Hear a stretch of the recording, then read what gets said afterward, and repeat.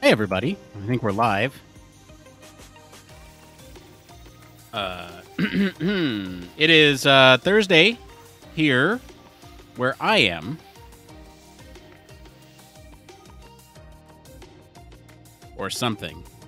I don't know. I'm not going to be alone tonight. Don't worry.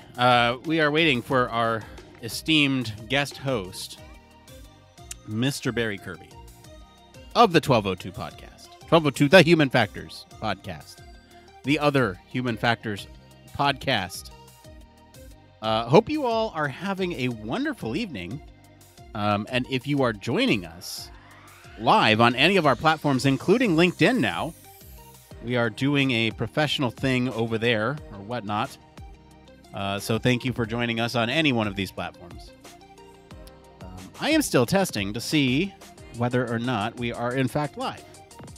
I'm getting the notifications. So if you are here live watching with me, let me know. Give me a little how do you do in the chat while I figure this out.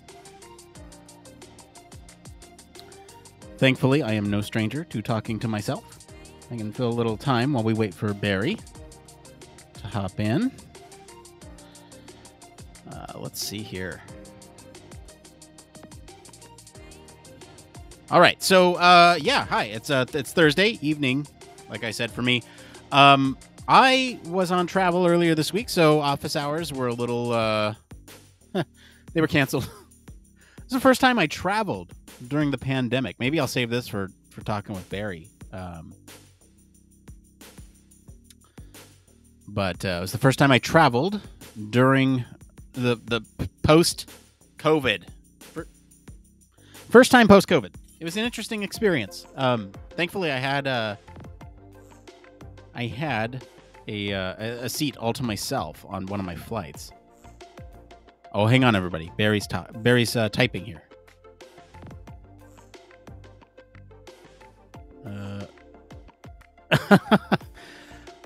Oh, that's why. Okay, there was some miscommunication with the time zones. They, let's see here. Just lost daylight savings time. Okay. He'll be here in 5. Anyway, we'll see Barry in 5 minutes. I figured it was something like that. Yeah, if you're watching, say hello. Thank you for watching. Really appreciate you hanging out with us.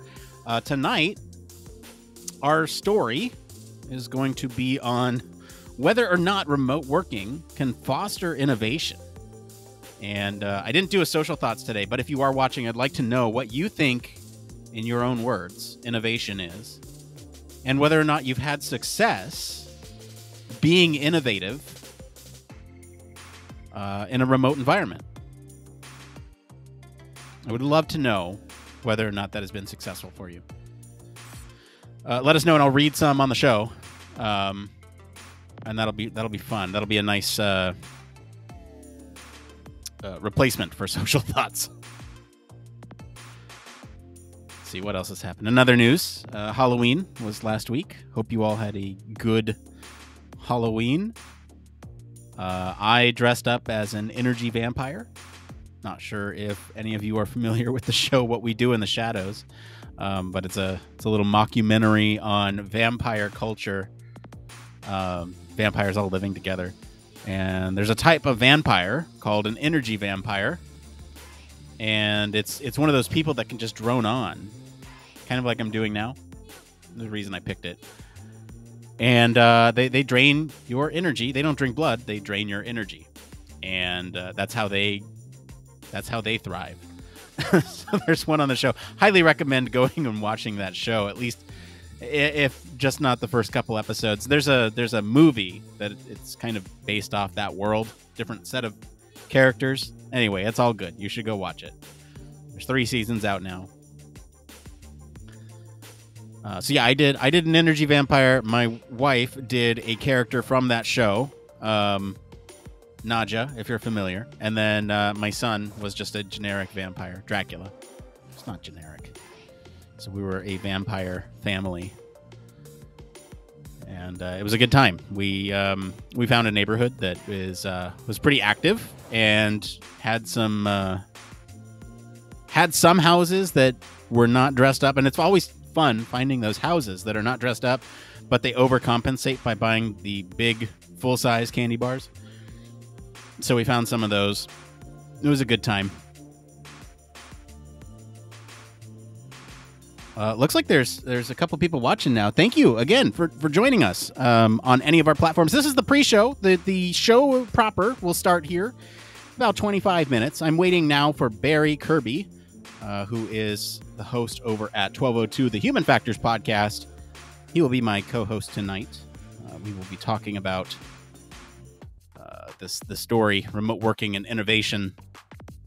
We're just waiting for him to join up. We had some issues with time zones, and so it's 4 p.m. for me, and it looks like it is. What time is it over there anyway? He says they just lost DST, so.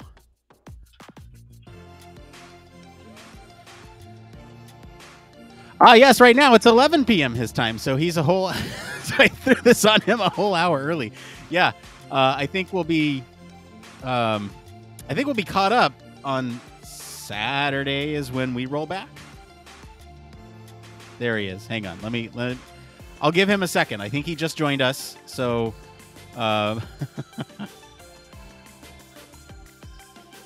shout out to Mimi.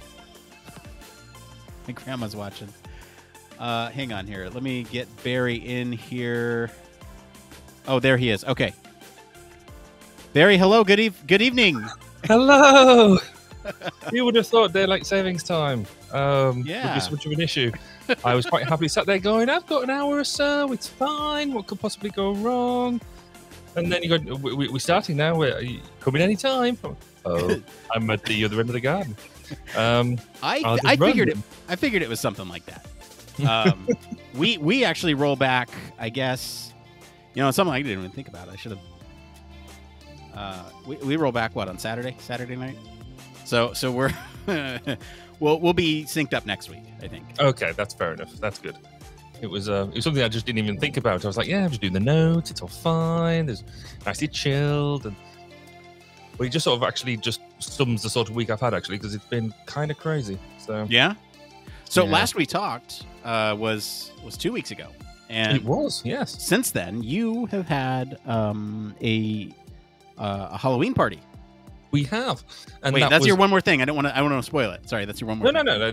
But it was just so nice. It was quite cool. We had people around. Them things like different people who actually turn up to things in person, and you can like say hello to them and not worry too. Not well. You obviously still have a bit of concern, but it was still quite a nice thing to do. Yeah, I was actually mentioning before you came in. Oh shoot! Ran in. I think I might be frozen. We'll see. I might have to do some resetting here.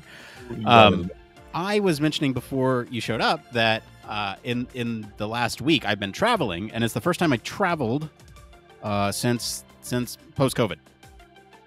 And how did you feel about that? It was uncomfortable. I mean, like, look, I have a 2-year-old son, and so. Any situation where I'm putting myself out there, potentially risking myself is a little uncomfortable for me. Everyone followed the procedures, didn't have any Karens on my flight, anything like that. So, it's fine. But hang on, I'm going to reset my camera here. Why don't you tell a little fun anecdote about about the Halloween party or something? No. The whole bit about of traveling is interesting, because I've now done a couple of trips, and certainly the first one I went on was very much of the quite concerning of having to wear your face mask everywhere and just that uncertainty, because around the whole lockdown, the only people you saw were people who you kind of implicitly trusted, and that was quite. You sort of forget just how sort of a safe thing that is to be. And then when you start broadening your horizons and going and engaging with other people. So I've now done a few different trips, a couple of day trips and a couple of overnighters. But I guess here in the UK, we tend to drive everywhere or on trains or whatever. Whereas I guess over there, you tend to use planes a lot more. So which is something that actually we were talking about today. around the whole climate change and how you what sort of behavior change you expect to see around climate change, which is really interesting. So and how basically that is affected with culture. So that's something that's been very much high on our radar at the moment with COP26 and everything going around, and seeing different people's attitudes to what they're doing. About, we're highlighting about all these politicians who are flying in and then going to tell us all not to travel very much and things like that. It's all been, I think it's been quite an interesting week for that type of thing. Particularly, there's a lot of people who are not liking Jeff Bezos at the moment, because he spent an awful lot of money putting people into space and doing all that and jetting around everywhere, and then telling us not to do very much. So yeah, and to think our article today is about innovation remotely. They could have done the whole thing from at home. or could they? Or could they? We'll talk about it. But actually, I mean, this is one thing that we've been doing an awful lot of, because, as you know, we've been looking at climate stuff a lot. Is you sort of saying, well, this COP26 is great, and it's got, it's been a massive focus for us, certainly for about 6 months now. To sort of say, COP26, it's the focus. It's going to be the big thing about what we're doing. And then somebody said, so about a week before COP26, was, so I said, well, yeah, until COP27. And it's absolutely right. It's sort of like you've had COP26, COP25, 24, 23, 20, and every single one of them has been a game-changing moment in our climate thing. And actually, it will be until COP27, and then COP28, then COP29. Less talk, more action. We need to do things. Do things. Anyway. Speaking of doing things, this isn't my one more thing or anything, but I had here in the States, it was election day on Tuesday, and I voted in some of my local elections, and it's amazing how slow they've been. There's 70,000 ballots counted, and there's 41,000 ballots left to count. So we're just over halfway. Wow, we're 2/3 of the way. But I mean, like have, electronic, digitally voting stuff. Oh, man. Or is it all still paper ballots? It's all mixed. There's some of each. I'll say that. Okay. Like, there's here in Washington State. It's really nice. They do, everybody votes by mail by default. Like, it's just a thing. They send out your ballot. It's great.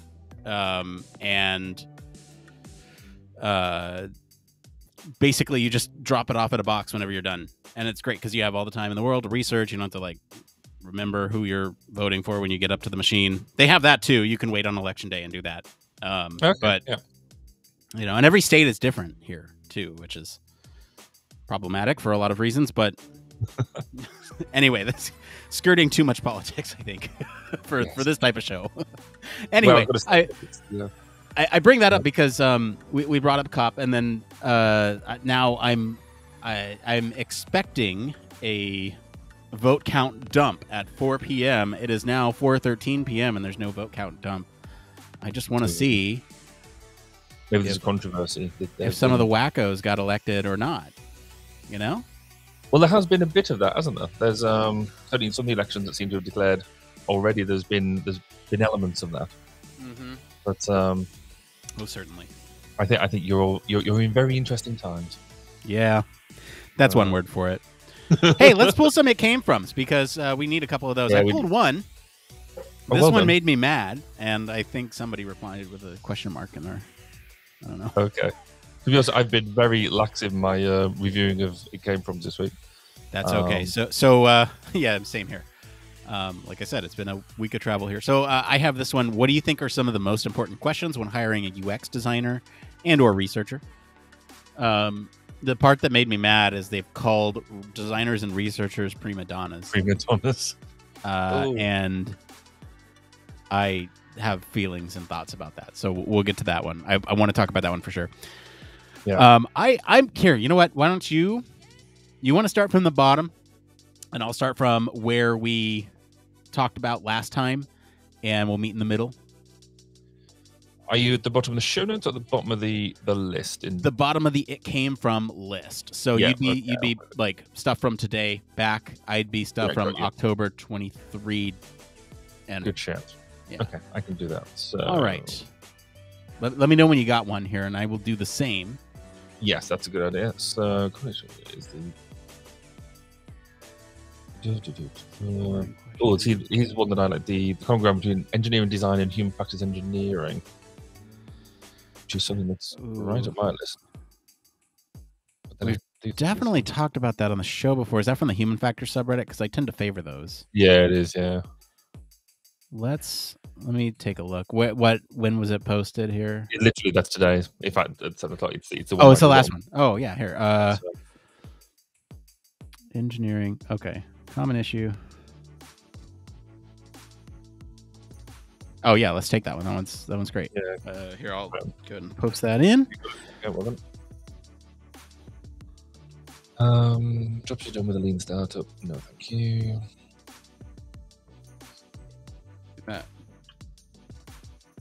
Oh, there's your prima donna one. Yeah, I was just about to get that one.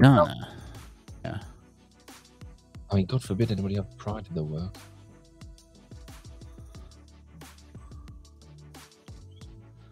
Animal-centered design. Ooh, I like that one. What is centered design? What? So there's some free workshops at the International Conference for Animal-Computer Interaction, and so it's there just in case anybody's interested in animal-centered design. Sir, this is human factors? Well, this is true, but being factors, live thing factors. Okay, look, if it was animal factors, fine, but yeah, it's not. It's not actually a question anyway. It's just highlighting it. But I think that's quite interesting. In fact, I did talk about this a long time ago with a police force when we were looking at. They were looking at using horses a lot more. And some of the issues aligned with that, and I assumed that I was going to have a chat about, how would the riders be able to use their kit and all that sort of stuff whilst mounted on a horse, because they wanted to use them in a slightly different way. And they're like, no, we want to know about how to make the horses more comfortable and their comfort and I was like, that's outside of my training. But it was interesting though. How do you feel about this one? I wouldn't have much to contribute. Questions for human factors managers. I mean, I could do the manager part, but like specifically medical devices. There we go. What are teams like? What do you like I most? I can do the managers bit again, not the medical devices bit. Yeah. That's day in the life. We could still talk about it in the abstract, though. Yeah, we could. What about the? I mean, there's a more broad question. What is your day in the life? What does your day look like from start to finish? Yeah, that's quite a good one. Yeah, it is. Except I need my It Depends button. Where's my It Depends button? Because I need to slam that thing. I think that's quite. I think we do that one because of that. Because I don't have 2 days this time. Yeah, exactly. All right, we'll do that. So we have 2 from the human factor subreddit and 1 from user experience. I'm good with it. Cool. I think we're okay on. That was really easy this week. I think we're okay on topics. Maybe we do need to just like sort of keep me on the ball and just ping me right the last minute by saying, you're late, where you're going, because then we're really effective. We need to be. Start in 10 minutes. Give me one second. I just realized I need to put a radiator on. It's cold in here. Give me 1 second. Sure, yeah. Oh, let's see here. So we'll do this one as well. Let's see. There we go. I think we may have missed some It Came Froms this week, and I will tell you why. I use automation to post these. Mm-hmm. And I use Zapier. And we ran out of zaps.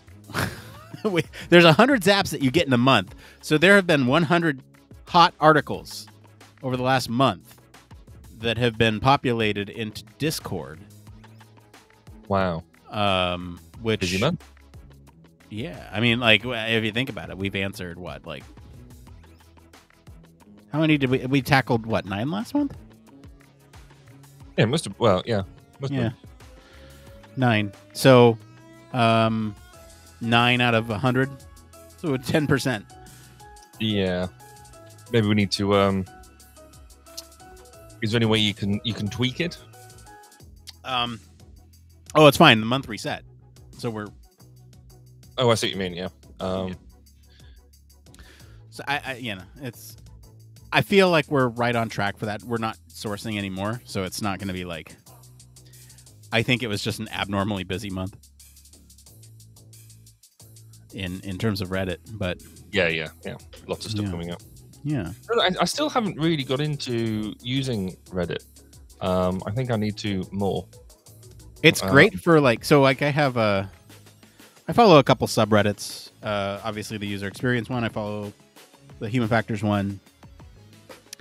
I'm on some smaller ones that are, once again, focused on politics and strategy. I follow other ones that are, there's like the front page, right? That gets you the popular stuff, but that's kind of like, if you keep up with Twitter, it's kind of Twitter delayed, you know? Yeah, okay.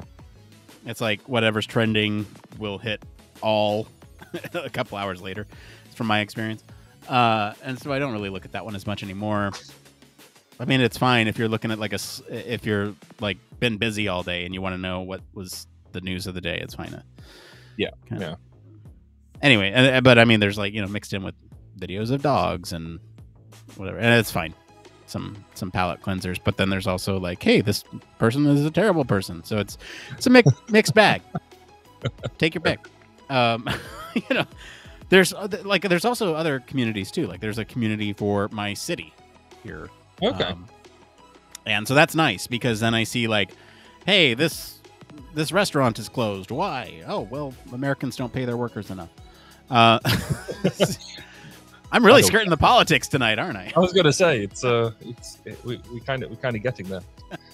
It's So anyway, I mean, like, there's other things in there like, hey, this road's closed because there's a bunch of police officers on it or whatever, stuff that's useful, actually. We've got that at the moment. We've got lots of protesters around, again, round back by the climate stuff, and they're super gluing their hands to the road.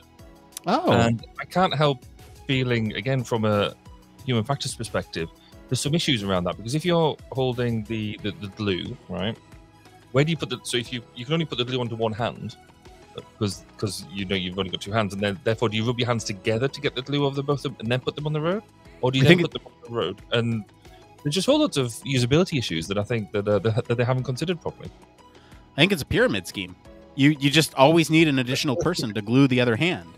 Yes. And once that's taken care of, then you have an endless supply of people to attach hands to roads. That's true. Though the irony was, in fact, the most amusing part of it today was there was what they called themselves Insulate Britain, and so the idea is that they're trying to promote everybody to insulate the houses, which is a good shout. But they blocked a road where a number of wagons carrying insulation to houses, they couldn't get through because of the insulation protest, which I thought was rather hilarious, if not ironic.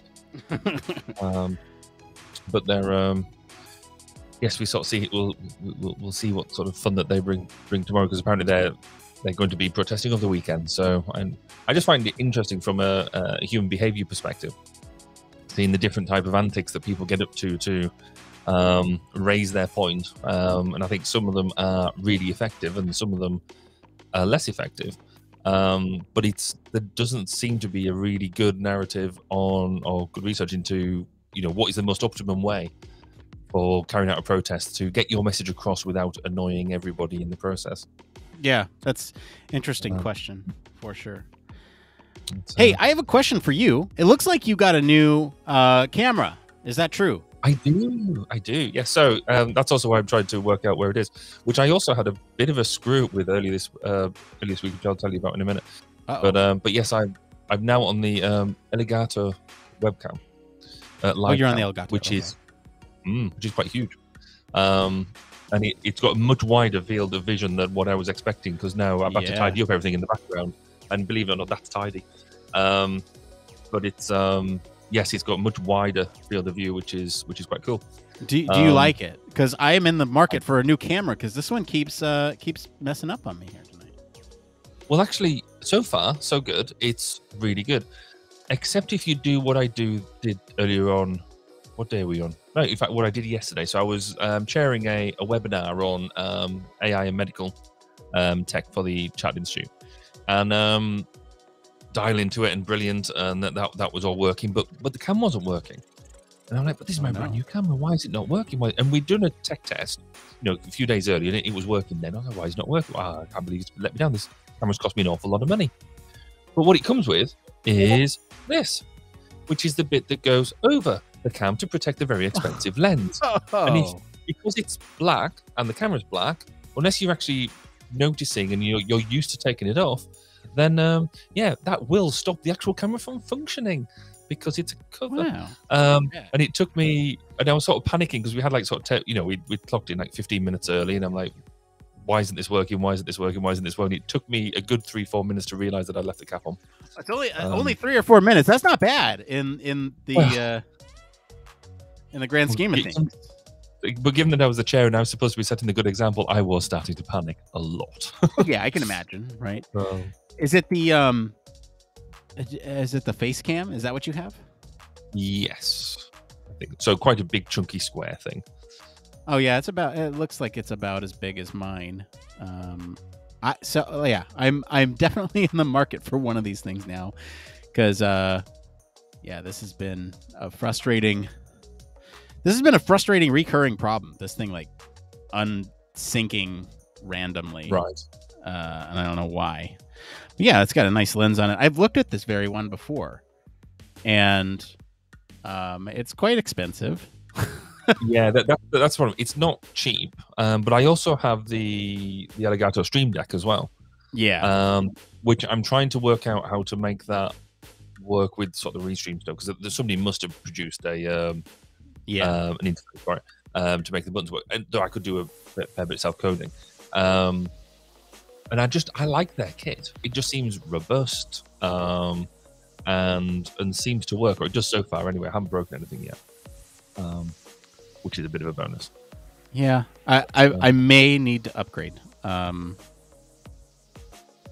mean, it's got decent reviews. Yeah, no, I think it is good. I think I've had no problems with it. Like I said, the only thing I wasn't prepared for was it is a very wide field of view. Yeah, I mean it looks like it's about the same field of view as I have. Maybe slightly wider.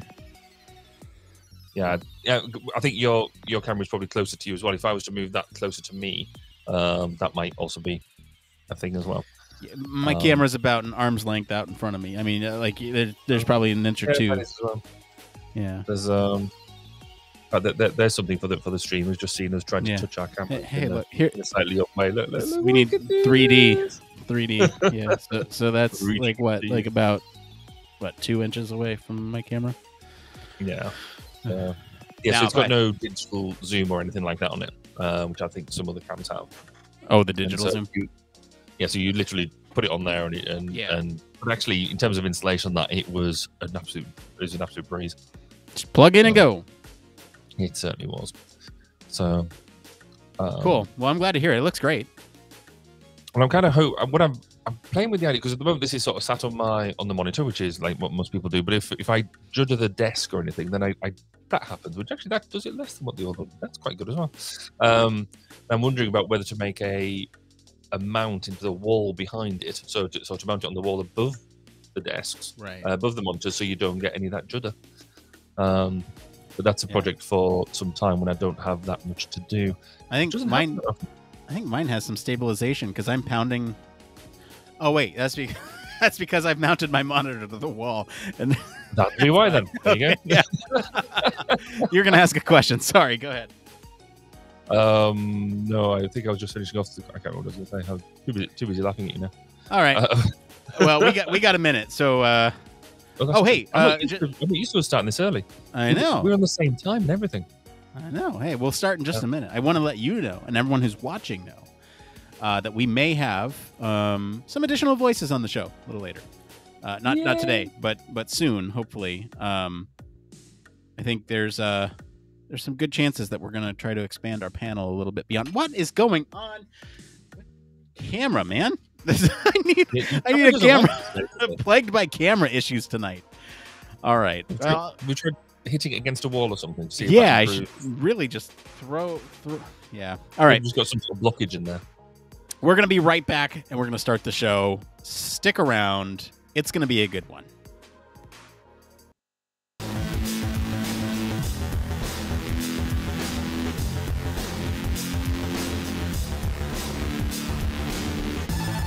Welcome to Human Factors Cast, your weekly podcast for human factors, psychology, and design.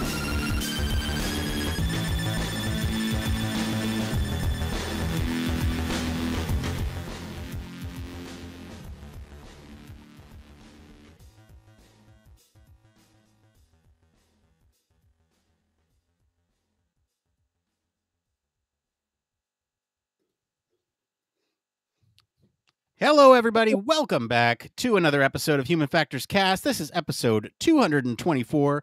We're recording this live on November 4th, 2021. I'm your host, Nick Roome. I'm joined today by Mr. Barry Kirby. Hello. Good to be here. Just in time. Yeah, just in time. We're actually rarely recording on the same day as of now. Yes. Which is odd. Yes, we've just lost. We just lost daylight savings time. So, which caught me kind of by surprise as you messaged me saying we're about to go live, and I'm like, but I'm still in my house and I still need to put my laptop on. Anyway, well, we're all fine. This is why we do a 30-minute pre-show. We do have a great show for you tonight. We're going to be talking about whether or not remote working can foster innovation. And later, we're going to take some questions from the community about the most important questions you can ask a UX designer or researcher, as well as what a day in the life of a human factors practitioner looks like, as well as kind of, engineering and human factors. It's all inclusive. We're going to talk about all of it tonight. But we got some programming notes first here. 1202, the Human Factors Podcast.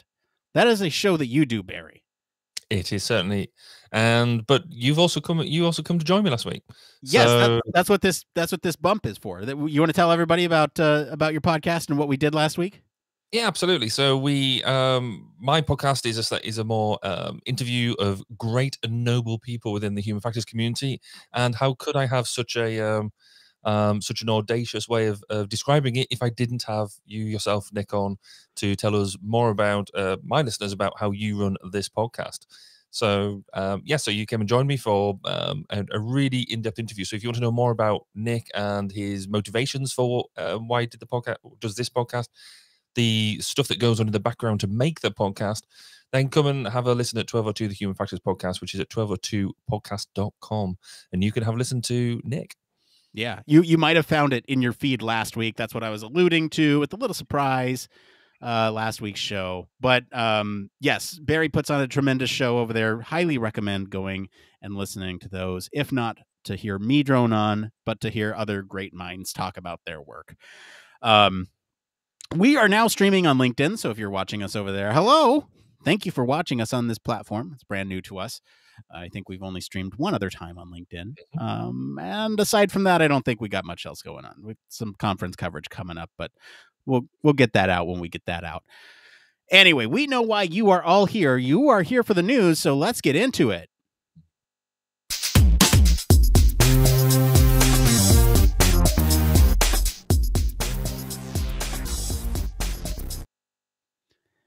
Yes, it is time for Human Factors News. This is the part where we look all over the internet and talk about anything related to the field of human factors. Barry, what is our news story this week? So this week, we're looking at whether remote working can be better for innovation than in-person meetings. So fear of losing their innovative edge pushes many leaders to reject hybrid and virtual working arrangements. Yet the article from Scientific American suggests that hybrid and remote teams can gain an innovative advantage and outcompete in-person teams by utilizing virtual brainstorming.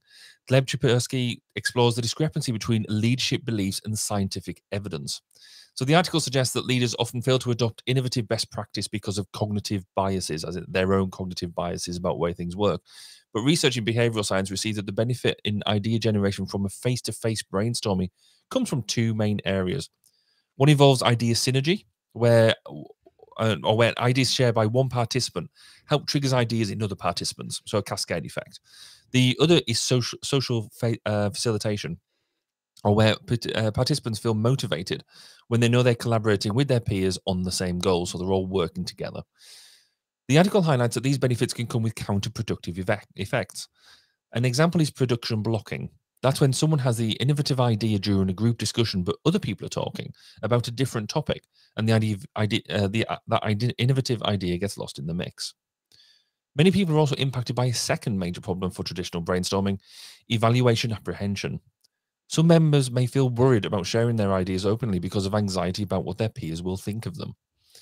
So trying to do traditional brainstorming via video conference, which is what we've all had to do through this pandemic, is a poor substitute for the energizing presence of colleagues in a conference room, thus weakening the benefits of social facilitation. The author of the article promotes a 7-step model for asynchronous virtual brainstorming, where individual ideation is facilitated and moderated in isolation and shared anonymously, and then brought together at the end for a discussion. So a bit of a hybrid effect there. So, having listened to that, Nick, what do you think? So, when I picked this article during office hours, I thought it would be a great discussion since we brought up innovation a few weeks ago during the It Came From section of this show. I believe we talked about what is innovation. Yeah. And, I thought it'd be a good springboard to talk about things like idea generation and the psychology behind brainstorming, just generally. So, I mean, we'll get into it a little bit later, but I mean, the focus here really seems to be more on the anonymous aspect of being remote and kind of utilizing that. And really, in my mind, and I think the author is kind of making this point too, I feel like all these things could be communicated in person with the right tools and the right leadership style as well, which kind of weakens their overall argument that remote working is better for innovation, right? So that's kind of my general thoughts. What about you, Barry? Yeah, so I don't know. This sort of got my heckles up to a certain extent, because I think for similar reasons. Because for me, the real problem with the article is that it's equating the number of ideas produced, so that the quantity of ideas with the quality of the ideas. So good innovation is not just the number of ideas produced in a session. It is it's got to have a certain amount of quality and a certain amount of depth to what you're doing to be able to take it anywhere. We sort of talked about this when we talked about innovation. It's more than just an idea, and it's very much it is an overused term at the moment.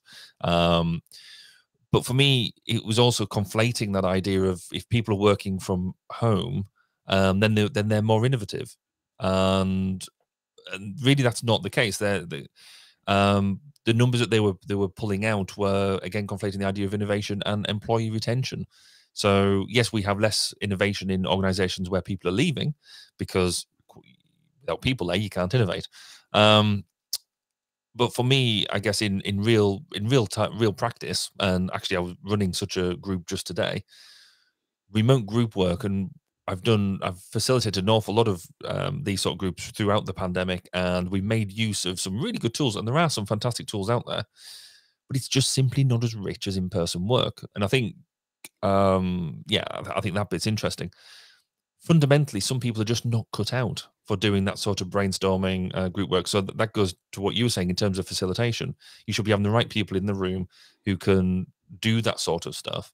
And also the facilitation, that is absolutely key.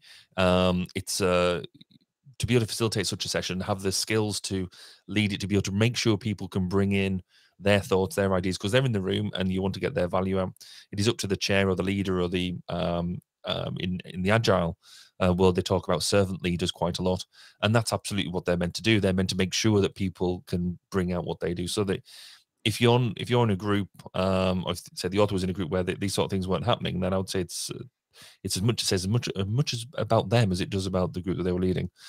But the process they talk about at the end, I think, is a really good one. the 7-step process that they do, actually, because it's similar to what I use myself. You get people's ideas remotely, so you can pull some of these things together, and then you have a physical event where you can pull them out. If you've got a team that works well together, then actually that does a lot. It allows you to optimize time. So, and you could argue we use a somewhat similar process to pull together like the show notes for what we're doing. So we do a lot of it remotely, that type of thing, and then bring it all together. So I like the process. I just don't think that actually followed his argument. Yeah, we'll talk. Yeah, we'll talk a little bit more about the article here towards the end. I do want to back up. I want to talk about two things. I want to talk about innovation itself. Define innovation. I also want to talk a little bit about some of the background on brainstorming and idea generation, just from like an industry standard. So let's start with innovation, Barry. I know you have some thoughts on innovation, as illustrated by our discussion a couple weeks ago. You had some pretty strong thoughts on it. Let's revisit that conversation here. What is innovation to you? So for me, innovation is the transfer of ideas from one domain to another. There are no truly new ideas out there in the world. That's not quite true. There are some, there are step changes, but the vast majority of what people do is they see an idea in one domain, say in my world, in the defense domain, and then we go and apply it to something where it's maybe not used so much. And the true innovation then comes is how to adapt and mold that one use in one domain and make it applicable and to get the value in another domain. Nice and simple. Yeah, that's good. I mean, there's so many definitions about what innovations is out there, right? Yeah. From some of the preliminary research I did for today's show notes, a lot of these definitions tend to focus on something like a creative process, and they really focus on the need to innovate too. And that's just to kind of keep disrupting the space that you're in. I think those fit pretty well with your definition. If you think about it from just the basic level, right? You need some sort of transfer ideas. Well, there's a creative process that you can use to get those ideas from other domains, and to transfer it to another. That's the creative process. And then there's a need to innovate in the sense that there's a problem that needs to be solved with some solution from elsewhere. And I think I don't want to get into defining innovation because I think what you said is spot on. I agree with you entirely. It is very rare to find novel ideas that are not just that no one's thought of before. Yeah. So thinking of all that. Oh, sorry. Go ahead. I was going to say it is very much that. I mean, it's not necessarily, because some people sort of take that and say, well, it's you're just letting complete ideas, but it might just be that inspiration from seeing one bit. So I was talking to a web designer today who said, some of the things we put in this web design is because I saw it. I saw a similar idea and on somebody else's web page and thought, oh, could we implement something similar to that? So it's it's that inspiration, and therefore I've been inspired by this one thing. How do I implement that in a solution that I'm working? Some might call it begging, borrowing, and stealing, but we call it innovation over here. Absolutely tried. Yes. And I'm so very proud, in fact. so I mentioned the creative process here. Let's actually talk about it. One sort of industry standard. There's not really. I'm sure there's papers on it, but the industry standard is kind of a 4-step creative process where you have this preparation, incubation, illumination, and verification. We can kind of talk about each step individually, but following that process is the creative process, right? You have the preparation, you're looking at gathering all that information, sort of thinking about that inspiration that you were talking about, right? And acquiring any knowledge that might sort of help solve the problem at hand. Mm-hmm. Then you have incubation. You look at all those ideas that you picked out in that preparation phase and basically let them marinate. Think about them. And kind of that's it. Really, that's incubation. Then you get that aha moment, the illumination, sorry. So once you've thought about all this, you might finally connect the dots and go, okay, we can pull this from that other domain. Let's do it. And then the verification phase is really just vetting it to make sure that that implementation is carried out. So that's just, again, kind of high level industry standard for creative process. And I think the 7 steps that this article has, it fits really nicely with that. We'll get to that in a moment. I want to go to you, Barry. Any thoughts on the creative process itself? Any modifications? No, I think it absolutely fits. The one thing that it doesn't mention, though, that I think and this is what my big criticism in the industry at the moment is time. That some of these things just take time to do, and just can't be forced. So the whole preparation and incubation piece. So the preparation, I think, is absolutely key. That if you're having a brainstorming session or you're having that sort of thing, the more preparation you do, so you can actually have things to hand and that type of thing, then the better your session you'll get.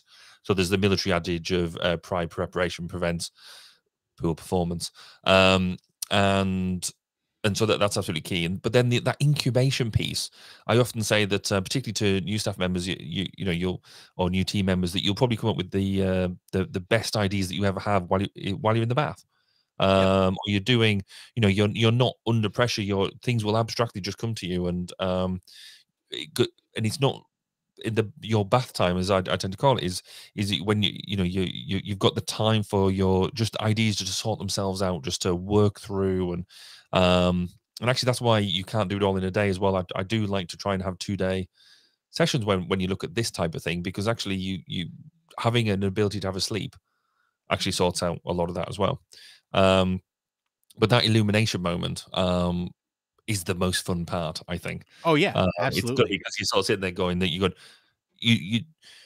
and again, I was running in the workshop I was running today. I was trying to explain to my 2 new members of staff about, because they've never done anything like this before, and I was like, we'll go through this, and I can't tell you when we'll get to it. I can't tell you when we'll get to the answer of what we were doing, but when it's there, you will know. And we came to it today. I was actually quite surprised. It was quicker than I thought it was going to be. And we came to the answer. So we were coming up to name a potential future product. And we came to it and we were like, it could be this. And Ed was like, yes, that's it. Yeah, exactly. I was like, great, that's an early coffee. That's brilliant. But it was, and it was really nice for them to, when I sort of said, it is that eureka moment, it is that piece where you'll turn around, and it actually happened. So I was quite pleased. It's like one of them performance anxiety. What happens if we don't perform today? But he did, and it was quite nice to see it, almost see it on their faces, just how it works. So, and so now we've gone into that verification phase of, right, does it actually make sense? Which is tomorrow's job.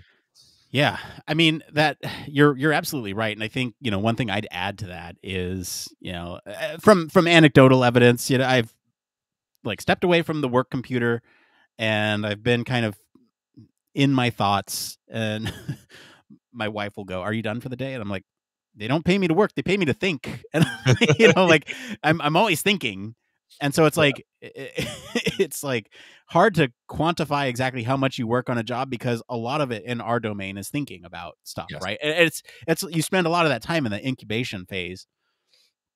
So I'm thinking about processes, procedures, products that we can possibly, well, there's a lot of alliteration there, that we can possibly implement. And it will be, while I'm changing my kid's diaper or something. It's like, oh yeah, that's it. Yeah. No, amazing absolutely. The places you'll be.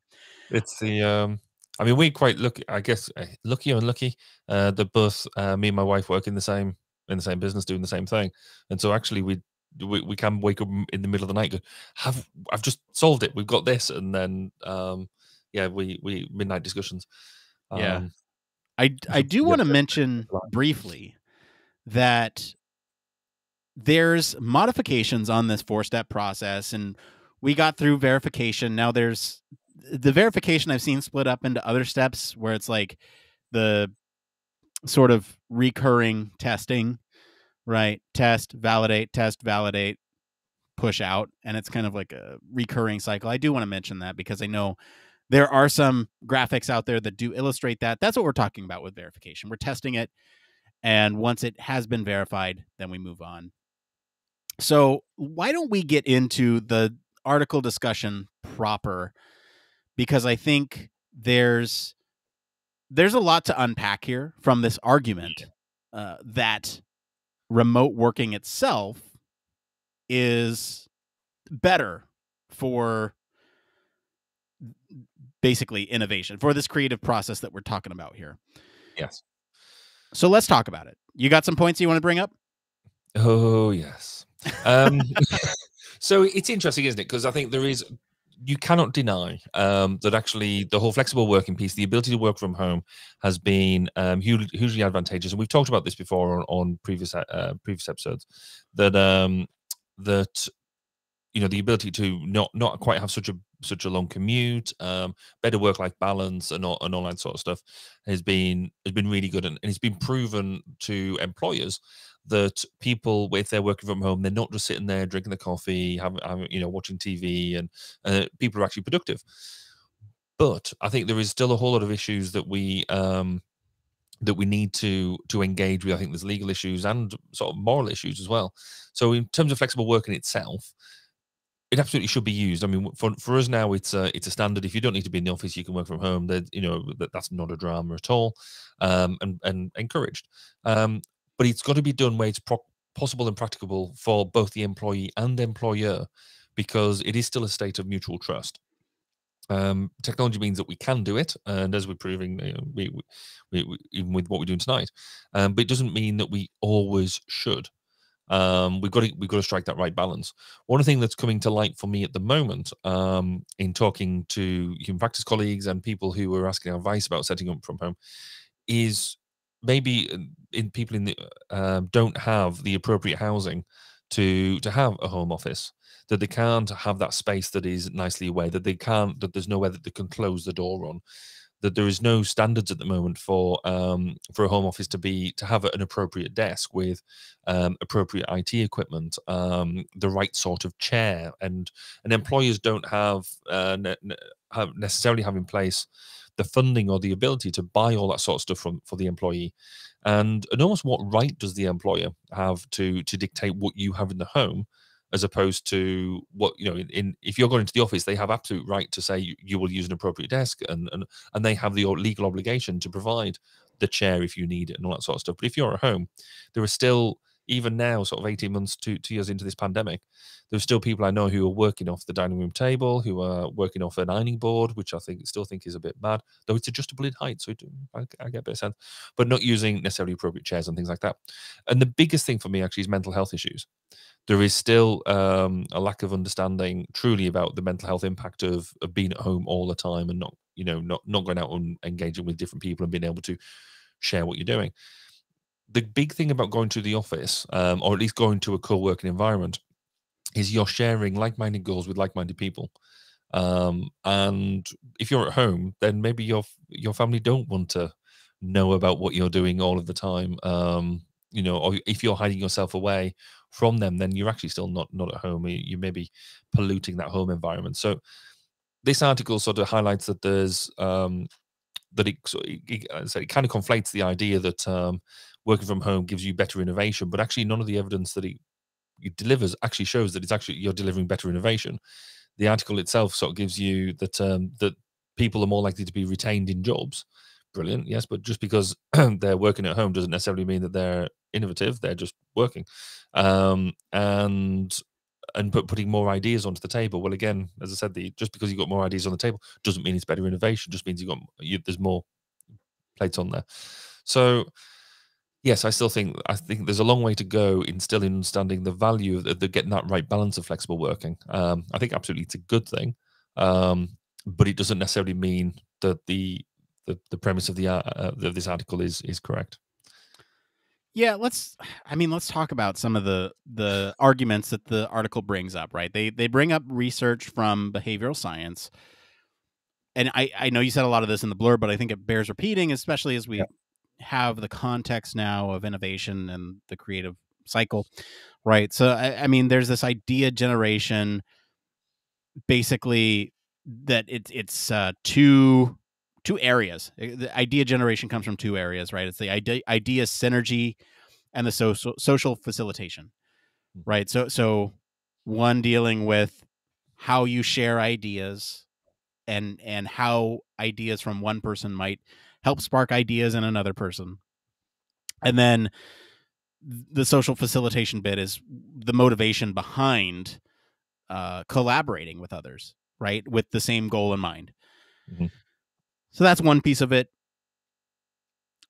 They argue that there's counterproductive effects from these sort of idea generation, I guess, whatever you want to call these. These are brainstorming idea generation principles. I don't know what do you want to call them. So basically, they mention that in terms of this counterproductivity, you're looking at production blocking. Again, you mentioned this in the blurb, but it's basically when you have an idea, but everyone else has moved on to something else, and you don't want to jump into that conversation with that idea yet because it's not socially acceptable to jump in and be like, I have this idea about something that we talked about before. And I get the argument there, but write stuff down. Like, it's a process thing. Like, it's good facilitation. Yeah, exactly. This is why God invented Post-it notes. Everybody has a Post-it note. If you don't have an appropriate time to jump into the conversation, you should know, because you should be told, whoever's facilitating it, or just from experience, then write it down, slap it down in front of you, and at the appropriate point, pick it up. Or you get to the end and say, well, actually, you guys have all said your piece. I want to talk about this. Right. And the facilitator should be, a good facilitator will say, one more round. Who has something that they haven't said before? Yeah. If you have an idea, it's also setting the stage. If you have an idea, write it down on a Post-it note. We'll revisit it. I promise. And having that promise and the trust that your idea will get heard in those things, in those idea production phases, is valuable, right? Having a good facilitator. I want to talk about this pessimistic, optimistic workplace brainstorming struggle. They talk about this in terms of optimism being processing verbally, spitballing half-baked ideas on the fly. This is what is traditionally thought of as brainstorming. To me, it sounds more like an introvert, extrovert, how do people communicate type of thing. Yes. Maybe that's what they're getting at here. But there's, for me, like I'm an internal process guy. I think about things by myself, and once I refine that idea, then I spit it out, where somebody else might just be talk. Oh, there's an idea. Mm-hmm. And there's a difference between these two because, maybe the implicit internal person might think that spitballed idea is well thought through, and vice versa. Somebody who's just spitballing ideas out there, throwing ideas out there, may not give yours as much weight as you deserve because they might think it's just something that you're throwing out there. So there's this mismatch between sort of, I guess, communication styles, which can contribute to the brainstorming. And that's another argument that they use. If everybody's thinking through, if everyone's thinking through these ideas virtually and putting them all down, then they're all on even footing. And I think that's the argument that they're trying to make here between the pessimistic and optimistic approach. Yeah, but I think I would go back to, again, I guess I go back to facilitation because, yeah, I tend to be more the optimist. I do the just, whilst I will go into a session with some ideas that I thought through, I'm also more than happy to sort of think as I talk and develop some ideas that way as well. But it's knowing, if you've facilitated the group right, you should have a mix of them type of people in the room anyway. If you pull the right sort of group together, I mean, sometimes it's just not possible to fully know. I get that, but if you're talking about well facilitated groups, then you will have invited your hopefully no more than 11, including yourself, into that group, and allow you to pull that together. And you should have at least an idea of the different type of people that you got in the room. And if you pulling, maybe people aren't talking very much, so if me and you were in a room and you were being a bit quiet in the corner, I'd be quite there saying, Nick, have you got something you want to contribute? Exactly. And allow, because when you're talking about the more introverted people, then they feel like they need almost permission to speak, or encouraged to bring that idea forward and things like that. And it's up to the facilitator to do that. Yeah. What you're talking about there is evaluation apprehension. That's when somebody in a more junior role, or somebody basically that feels a little self-conscious about their ideas being shared openly, whether it's anxiety related or what their peers think. I think that's another sort of argument that this author is using in saying that is effectively eliminated when you work from home. And again, it's all about that facilitation. This to me screams bad leadership, because you should foster an environment where people feel comfortable sharing their ideas. It's like there's no bad ideas here. That is something that you should communicate, and you should stick by that, because as people answer these or throw out their ideas, you don't want to be dismissive of anybody's ideas, because that's antithetical to the sort of the activity that you were doing in that moment. Yeah, and what's interesting there, it says, it makes the highlight of low status junior group members. Actually, I've had some very senior stakeholders, part of the thing, who won't contribute because they don't want to look stupid in front of junior people, or they don't want to look stupid in front of clients, or that type of thing. And so actually, I don't think that, again, that's not restricted to a particular group of people. It's some people are nervous about sharing their ideas, and rather than focusing too much on this, it is a facilitation, but it's also, you've got that idea of the way you develop a new group. You go through the forming, storming, norming, performing stages, and this is also part of that, of allowing whoever is facilitating or leading that group to take the group, if it's a new group, through them stages, so you get through that performing piece and people can perform to the best of their ability. Again, I think facilitators are probably getting a hard time from us tonight, but it's such an important job that's underrated. The people don't put enough effort into it. You think you can just chuck a brainstorming session together and it'll just happen, and the magic happens. And actually, there's going back to what you said earlier about the preparation piece, getting that, if you do enough really good preparation, then you'll get some really good outputs. But the preparation needs to be there, and it's all down to facilitation.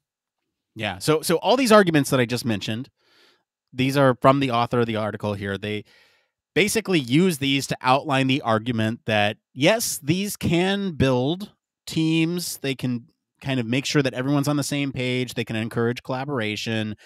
People feel good about their participation, but they argue that this maximizing innovation can occur if you do things remotely. And they they have a simple 7-step process. Would you like to go through that process, Barry? Not really. Just high level. High level. No, so step one, initial idea generation. So you generate them ideas and have an online collaborative tool. So that could be a simple textual document or whatever. But you can have a digital co-working meeting, and you're looking on just basically slamming in as many ideas as you possibly can, and also looking at the contradiction between ideas. But what they should be is anonymized, and so that gets away from the evaluation apprehension piece, or the author says that it'll get away from that. If you're apprehensive about putting it in, then I don't think anonymizing actually makes that much of a difference. But anyway, we'll come back to that. So then you do a second step 2, which is the facilitator categorizes ideas, brings them together, so cleaning them up. And then everybody can go in and evaluate all the ideas at step 3. So they anonymously commenting on every idea and presumably putting pros and cons and that type of thing. So then for step 4, you can then have a revised idea generation. So another idea sharing session, reevaluating the old ideas, but also maybe generating new ones as well. Then you go through another cleanup stage, just like what you did at step 2. So pulling them together, categorize them, etc. And then you have another evaluation of the revised ideas again. So it's basically 2 large generation cycles. And then at the end, you get together and discuss them. So again, you could do this digitally, or you could do it face-to-face. but finalize which ideas should be moved forward towards implementation, and that then you can plan them and go into all that sort of stuff as well. So whilst it's 7 steps, I think it's 2 large cycles followed by a review and planning meeting. Yeah. Hey, do you remember when I said that now in industry there's typically a review cycle in there in the creative process? Yep. Here it is. There we go. It's I don't know. Look, go I ahead. think I think what like I sort of said when I did the did the initial article, I've got no problems with the process really, because it's not dissimilar to what we do on a day-to-day basis anyway. I don't think that the idea behind, I don't think the anonymous side of things necessarily provides the value or things that the author suggests. Because actually there is a value in, if you've got a good team and you understand the team and you've introduced the team together, knowing where a comment's coming from is as valuable as the comment itself. So if an engineer suggests that you can't have a certain valve in place on that design because of a flow, if I'd said that, people might think it's looking from an aesthetic or an HCI perspective, but actually knowing it's come from a systems engineer who actually understands how the system actually works, say on a water flow or a steam flow, something like that, that gives it a much different perspective. So yeah, this idea of anonymization is the panacea to everything. Not convinced. But fundamentally, I mean, the idea is about having a couple of generation cycles, followed by a finalization thing. That's almost fairly standard. I think the idea of doing it remotely, yeah, okay. Yeah, if there's any one takeaway from this article or from our discussion tonight, I would say that the facilitator is key. I don't think the environment is key. I think it's absolutely to do with the facilitator. And I think, you and I are both in agreement there. Do you have any other closing thoughts on this article before we get out of here and get into the next part of the show? Yeah, I do think the biggest thing is now that this hybrid working, this working from home, working from the office, trying to get that balance right is such a rich topic at the moment. And it's up to all of us to talk and feedback about how it works. I think there's still some big hitters around how do we best work from home, certainly from an ergonomics perspective, when we're looking at best working and how to best support workers from home. And how does their employer deliver their responsibility? Because employers are still responsible for their employees. How do they still deliver their legal obligations without invading your home privacy space? But innovation is such a cool thing to do that as many processes you throw about it, it's still about having the cool time in the bath to come up with the bing moment. I agree. I don't do this often enough, but I'm going to answer the question to the episode title. Does remote working foster innovation? In our view, no. It's all about the facilitator. All right. Well, thank you to our patrons this week for selecting our topic, and thank you to our friends over at Scientific American for the news story this week. If you want to follow along, join me on Office Hours every Monday, where I find these news stories, and we do post the links to the original articles on our weekly roundups on our blog. You can also join us on our Slack or Discord for more discussion on these stories. We're going to take a quick break. We'll be back to see what's going on in the human factors community right after this. Human Factors Cast brings you the best in human factors news, interviews, conference coverage, and overall fun conversations into each and every episode we produce.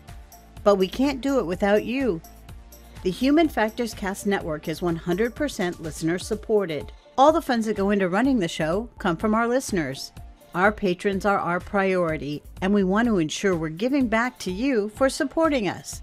Pledges start at just $1 per month and include rewards like access to our weekly Q&As with the hosts, personalized professional reviews, and Human Factors Minute, a Patreon-only weekly podcast where the hosts break down unique, obscure, and interesting human factors topics in just 1 minute. Patreon rewards are always evolving, so stop by patreon.com/humanfactorscast to see what support level may be right for you.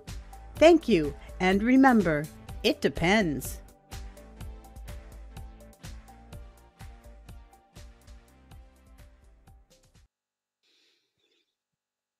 Huge thank you, as always, to our patrons. We picked up a couple patrons last month. Always happy to have you here. Especially want to thank our honorary Human Factors Cast staff, Michelle Tripp. Just so you are all aware, we are 2 patrons away from being completely self-sustainable and not take any out-of-pocket costs. I'm going to say that until we get them. We do pay for the show ourselves. I mean, monthly SoundCloud fees, annual website hosting domains, the website capability. Anyway, it's all out of pocket, mostly. Now, no longer mostly out of pocket. Thanks to patrons like you. Patrons like you do keep the show running. So thank you all so much for your continued support. We're going to switch gears and get into this next part of the show we like to call... It came from...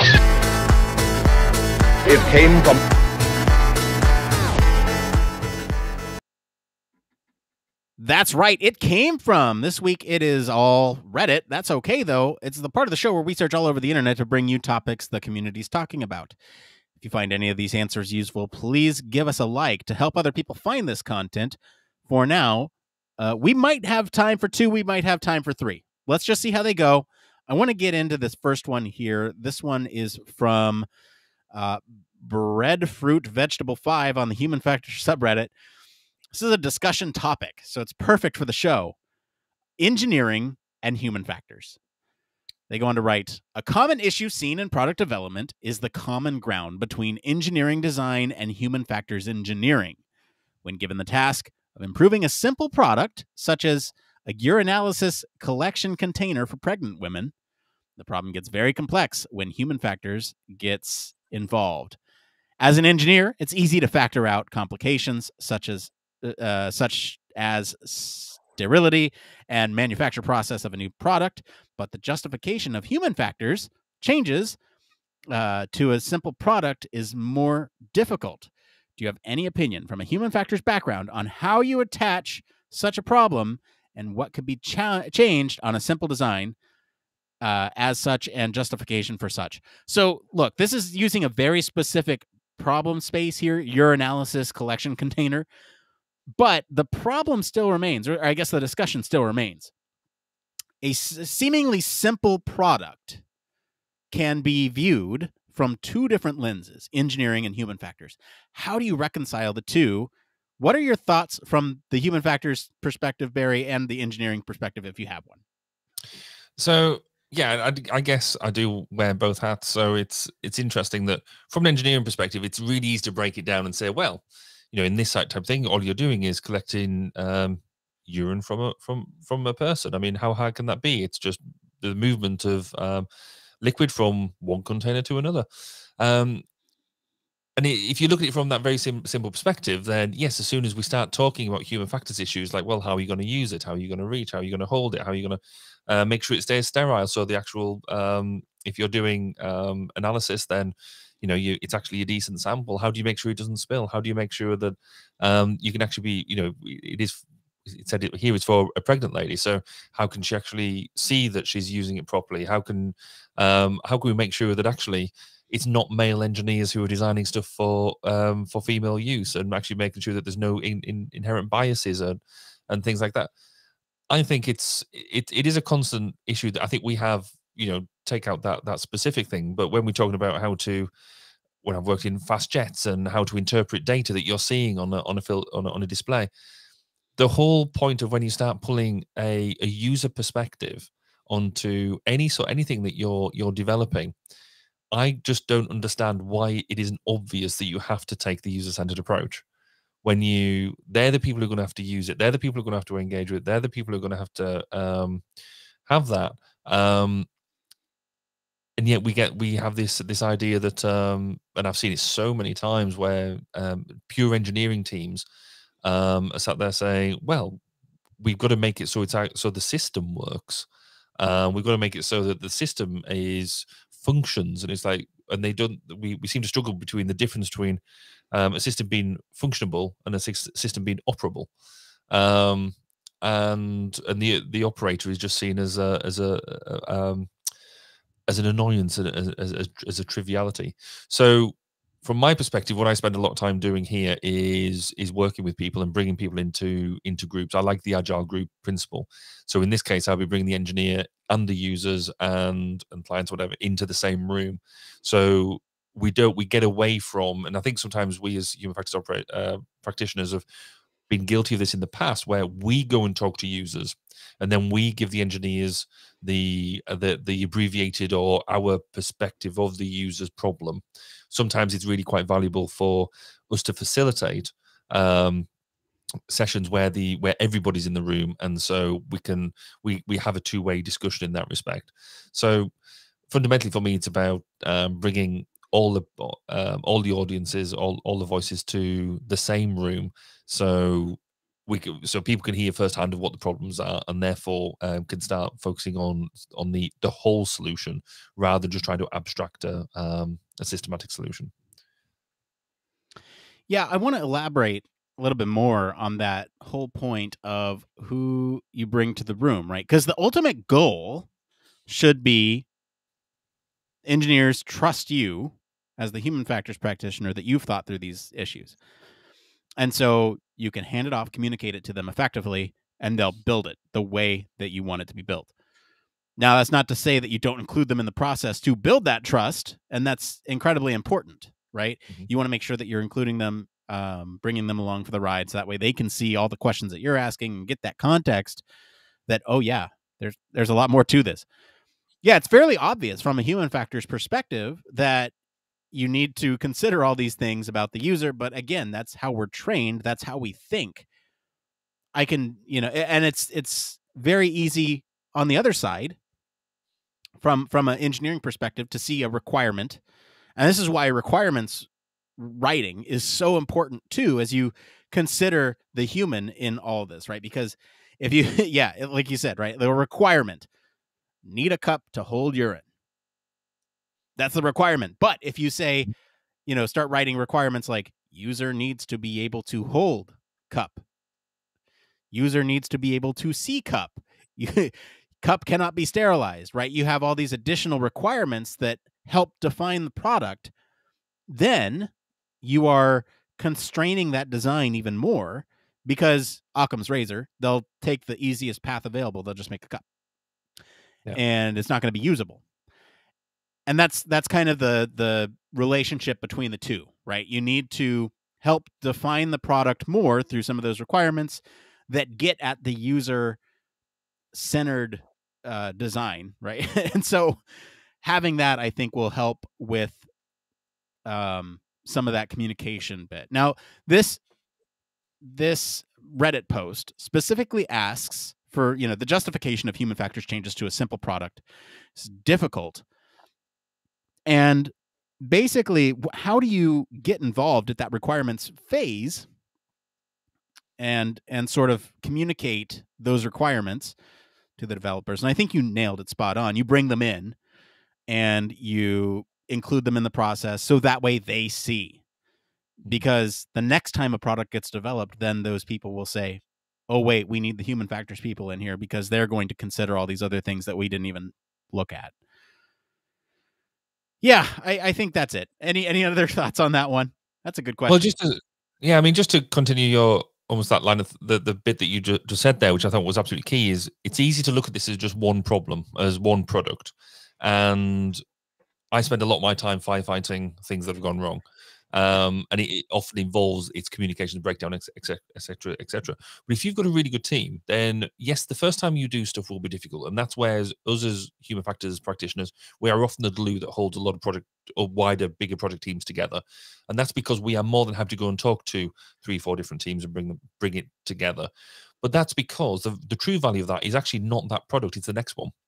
And if you've got the same sort of team working together, and they then trust you, they've seen the way that you work. You're not taking them on a merry dance or anything like that. They know that what you're doing is not some mystic science or mystic art. Sorry, it is grounded in science and engineering practice. It's just a different viewpoint. Then they're more than happy to say, oh, actually, no, I've seen that Barry's done that. Yeah, we don't need to say it. We trust it. We'll go with it. We know where he's coming from. And so it's an education piece as much as anything else. But it's just as much as the actual hard engineering often gets a lot more weight when it comes to requirements arguments, because of people still don't understand necessarily what it is that we do. So it's up to us to be bigger and better. Evangelize always. Absolutely. All right. I think we have time for one more. So let's get into this next one here. This one's by Caleb Colorado from the Human Factors subreddit. Again, both Human Factors subreddit tonight. I'm really happy about that. So this one is called Your Day in the Life. Caleb goes on to write, "Hi, everyone. Human Factors is a field I'm very interested in. But when specifically looking for information on what a day-to-day basis is like for someone working, there is little to none. For those currently working in the field, especially those in medical devices," wow, lots of medical requests tonight, "what is your day-to-day like? Thank you." Barry, I suspect that you and I will both have the same answer that's very different. Yeah, it's very much of the it depends, isn't it? It's all, I mean, I don't have the and it was quite pertinent for us this week because we've taken on 2 new staffs and 2 new members of staff, and trying to explain what we do on a you know, day by day or even week by week basis. It just, we are so, I mean, this is one of the things I think why we're so lucky to work in Human Factors, because we have such an ability to stick our fingers into pretty much any sort of project that you can.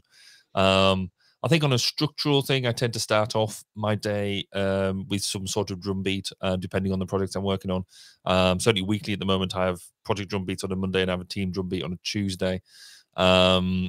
But then it can be design work, it can be developing presentations, it can be developing customer engagement strategies. It can be, like we did today, was a bit of a workshop on a potential future product and breaking that down, which was also a training event for the new staff members. Tomorrow I'm going to do some university lecturing, as well as do it's kind of a sneaky one. I got conned into a meeting on the so I was asked to go and attend a meeting, and they said, "Oh, by the way, because you do human factors, could you come do a couple of human factors lectures at the for this other department?" I was like, "Well, Yeah, they since got I'm there, you. fair enough." Yeah, they did indeed. And then next week is completely different again. So yes, I think it's I think part of the beauty of what we do is saying what we do on a day-to-day basis is thankfully difficult. Yeah. What about you? What does your day look like? See creative process. Take a stab at any one of those things that we talked about tonight, and I'm probably doing one of those, but again, it really depends on the context, because I might be using a different tool on a different project depending on the needs of that thing, right? So yes, it's no day looks the same. I check emails every day when I get in. That's about it. Like, I check emails and messages every morning. So that's about the one consistent thing I have. Oh, I you- make the pot of coffee when I get in. There you go. Yeah, I wake up. That's consistent. Yeah. Get in, look at emails and chats, and then it really does depend based on what the need of the project is, right? I could be in the middle of making products to go out and talk to users. I could be in the middle of analyzing that user feedback. But again, depending on the way in which we have defined the problem that we're trying to solve, the tools and the methods change from project to project. And so there's no real consistency. I might be doing one analysis on one thing that I've done in the past, or a completely new analysis on the same thing that I'm trying out. And talk about innovation on the show tonight. A lot of it is applying new processes, new procedures from other domains to the things that we're working on to establish that continuous improvement. And so it's always different. It's always different. Okay, I think we don't have too much more time, so why don't we go ahead and get into this last part of the show we like to call One More Thing. It needs no introduction. Barry, what's your one more thing this week? So I'm going to cheat again and have 2, because I've talked about climate a fair bit tonight, and one of the things that we did last week, which I was quite chuffed about, was for businesses, we just launched a climate ergonomics guide. And so this is real practical. Obviously, there's COP26 going on this week, and the ability to, we were getting loads of feedback from businesses and people basically saying that, yes, we want to do something around climate change, but we don't know how to do it. We don't know, fundamentally, how do you take that first step? And so we produced a thing based on ergonomics, or ergonomic principles, basically behavior change. a bit of a guide to throw businesses to say, look, there you go, that's how you do it. So if you're interested in that, you can go and find that at climateergonomics.org. But in a more of an abstract thing, we did something last weekend that was just fantastic. We actually had a party. We had a Halloween party, which was the first time we've had a large group of more than, I think, 6 people together in our house, or outside of our house. It was in our garden, despite it being a tad cold. But it was, it was a large group of people that was together. We had a few drinks, we had a few more drinks. There was we had spent a lot of time putting the decorations up, and there was music, and it was just so nice, though slightly weird. Really weird, right? Yeah, it was just because half it was just people from the office anyway. So it was a work, half it was work colleagues and that type of thing. So that it's people you see on a day-to-day basis anyway. But then there was a whole lot of friends that we haven't seen for ages as well, and so to have them all in the one place was just there was still that sort of slight anxiety of 2 disparate groups coming together, where we'd had this party. Yeah, pretty much. But we'd had this party, so we do like the Halloween party, but we'd had it a while ago, obviously just pre-pandemic, and actually the groups meshed together and it was all really good and all that sort of stuff. This was still socially awkward, slightly. There's just and I think there was just a slight reluctance there for people to just mix and thing. I think there's sort of 2 or 3 contributing things to that. One is the fact that we've just got out the way of being sociable, with randomly, but also we're still nervous about the pandemic stuff, and with the way things are going, quite rightly so.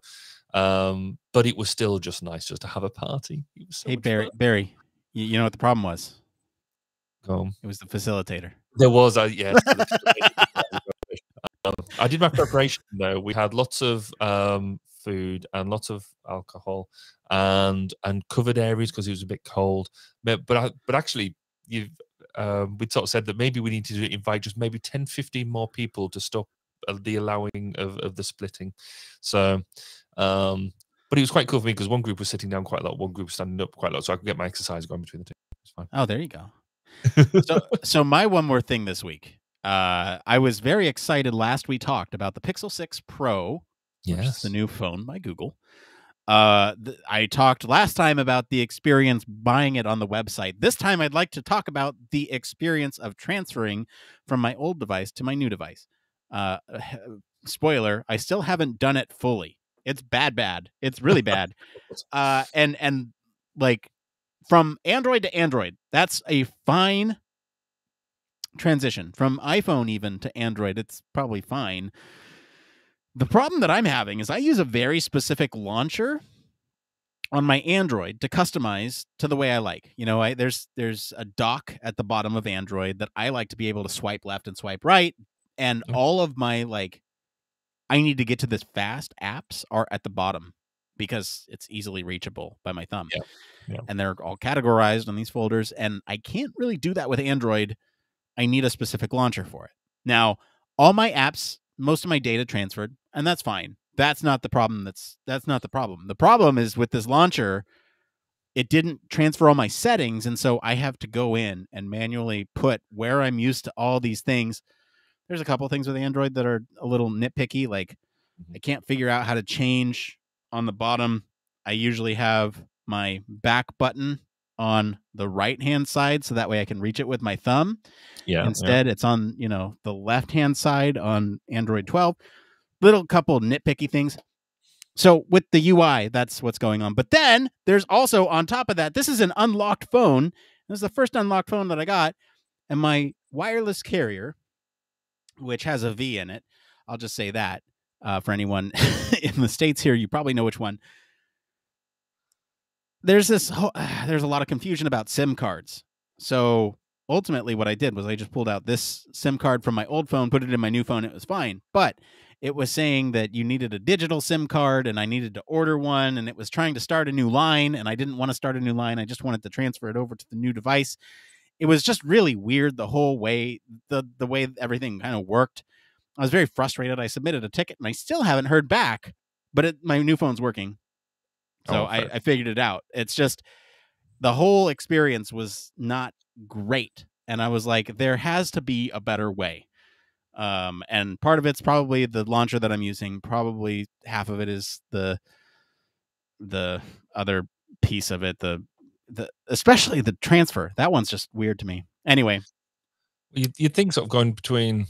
I mean, nowadays, I mean, I'm an Apple user on the phone front, and actually they've got quite good at doing that. You think that Android would be pretty much there, because Android do tend to be a step ahead in terms of cool capabilities. You would hope. So yeah, it's almost a bit disappointing to see that you're having such, and that must take a toll on your everyday mental health and all that sort of stuff. So I hope you're writing all that down to get your claim in. I certainly have. All right. Well, that's going to be it for today, everyone. If you liked this episode, go back and check out that other episode that we had on innovation. I think it was a couple weeks back. I'm not sure which one it is. Anyway, comment wherever you're listening with what you think of the story this week. For a more in-depth discussion, you can always join us on our Slack or Discord communities. Visit our official website. Sign up for our newsletter to stay up to date with all the latest Human Factors news. If you like what you hear, you want to support the show, there's a couple ways you can help support the show. One, you can do this right now. Leave us a 5-star review. Wherever you're at, take just 10 seconds, give us a 5-star. If you want to take a couple extra seconds to write down this show is awesome, you can do that too. 2, tell your friends about us. That's even better than a 5-star review, because you're a voice that they trust. And we help build our audience by, having people share it through word of mouth. Helps us grow. 3, if you're able to, consider supporting us on Patreon. Like I said, we're only 2 away from making this show fully self-sustainable. And as always, links to all of our socials and our website are in the description of this episode.